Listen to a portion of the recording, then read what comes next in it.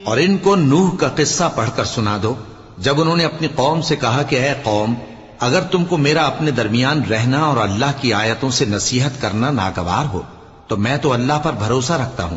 تم اپنے شریکوں کے ساتھ مل کر ایک کام جو میرے بارے میں کرنا چاہو مقرر کر لو،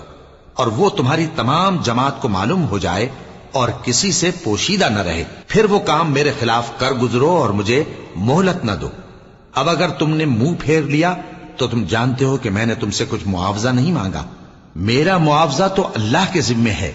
اور مجھے حکم ہوا ہے کہ میں فرما برداروں میں رہوں۔ پھر ان لوگوں نے ان کی تکذیب کی تو ہم نے ان کو اور جو لوگ ان کے ساتھ کشتی میں سوار تھے سب کو طوفان سے بچا لیا اور انہیں زمین میں خلیفہ بنا دیا، اور جن لوگوں نے ہماری آیتوں کو جھٹلایا ان کو غرق کر دیا۔ تو دیکھ لو کہ جو لوگ ڈرائے گئے تھے ان کا کیسا انجام ہوا۔ پھر نوح کے بعد